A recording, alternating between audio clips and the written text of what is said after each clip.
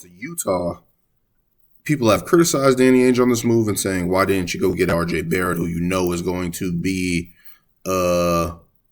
at least a good, decent player that you can try to build around or at least see take a flyer on. And why not Mitchell Robinson, Obi Toppin, Quentin Grimes, or Isaiah Quigley, and all those picks from the Knicks bet on their future of losing. But when you're bringing in guys that are on rookie deals coming into the season, you have to figure out how to extend them. Is RJ Barrett worth $30 million? I don't know. I don't believe so. I don't think he's there. Maybe 20. I'll feel more comfortable paying him 20 than 30. So would you want to really sit there and, as a rebuilding team, pay RJ Barrett all this money, pay Mitchell Robinson potentially all that money? No, I wouldn't want to do that. So that's why they took the flyer on Lauri Markkanen. That's why they extended Colin Sexton to 4 years, $72 million. That's roughly $18 million a year. That's a movable contract, a friendly contract in this league. And when you think about what happened to Chicago, which I'll talk about later, you're looking at potential trades there and trying to get a pick for him. You're trying to flip Colin Sexton. You're maybe potentially trying to flip Lauri Markkanen. You're trying to flip all these other guys in terms of Mike Conley, Jordan Clarkson, Malik Beasley, who they still have, and Brogdon Bogdanovic, and maybe I'm messing him up with the other guy that plays in Atlanta, but his last name has been Donovich. Those are guys those are 4 or 5 guys that can get you first round picks continuously. And Colin Sexton and Lauri Markkanen, they're probably going to look to flip those guys at some point during the season. So Colin Sexton, go ahead and get 20 points, boost your value, and see if you can get traded after December 15th, because I believe that's what Utah is going to be trying to do. And you're just looking at what Utah has done this offseason, getting all those picks for Rudy Gobert, pick swaps, young players, and they got all these players from Minnesota that they flipped. They already flipped Patrick Beverley to LA. And you're just looking at this team. It's like, hey, Danny Ainge, when you go into a rebuild, you tear the house down. People were saying that he was going to build around Donovan Mitchell. When you go into a rebuild mode, you tear the house down. You don't leave anything there. That's what happened in the Boston Celtics. They sat there and they slowly let Ray Allen slip away.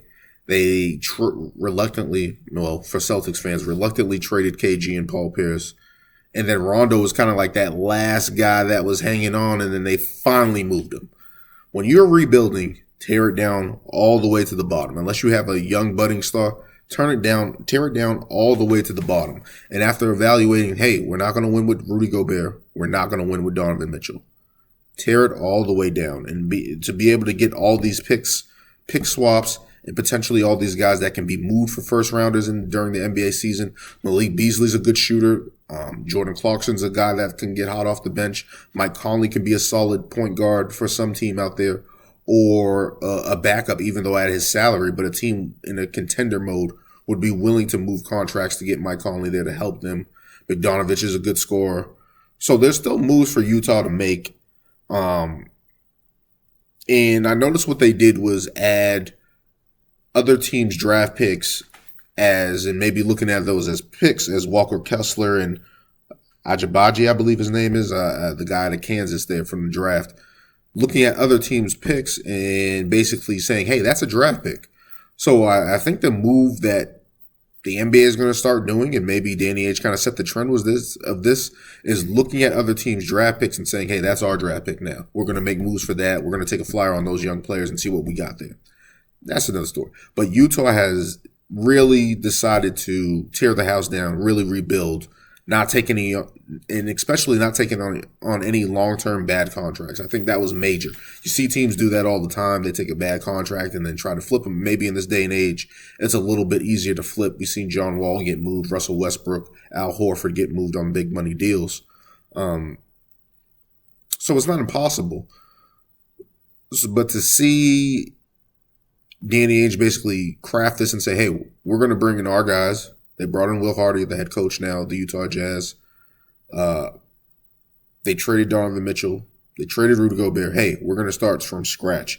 We're going to be able to draft our guys, use our young core, and figure out how to build forward to the process, rather than having all these hanger-ons and then trying to figure out guys to trade for who probably are not as tradable as people may seem. But for Utah, this is a great rebuild option for them. And I think I understand. I get why people are upset saying, hey, why didn't you build around R.J. Barrett, a guy who's slowly building his game but not there yet for Utah. He's not a clear-cut gem for Utah in this position. Well, how many games are you winning with R.J. Barrett? Are you building around R.J. Barrett? The Knicks aren't even building around R.J. Barrett. So it's like, well, now they are because he's still there, but we saw that they were willing to move on from him in order to get Donovan Mitchell, get an upgrade at his spot. So are the Knicks building around him? No. And the Knicks aren't building around him. Why would Utah build around him? Yeah, I just don't understand that. I just don't think that's a good move. So I understand where Danny Ainge could have made the move, been in a little better position to build forward, adding guys. He could have traded those guys.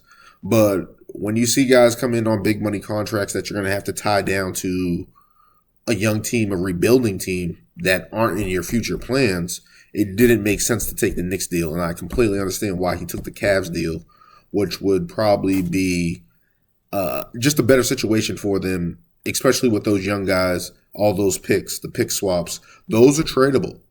He can still trade those, maybe try to entice a guy future down the road.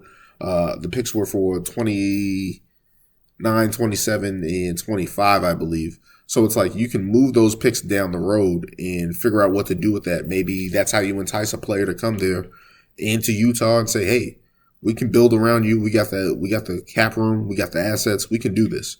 And maybe look at a potential guy that wants to go to Utah rather than struggling in free agency, rather than probably missing in the draft at times that can potentially happen. So I think this is a good, smart move for Utah.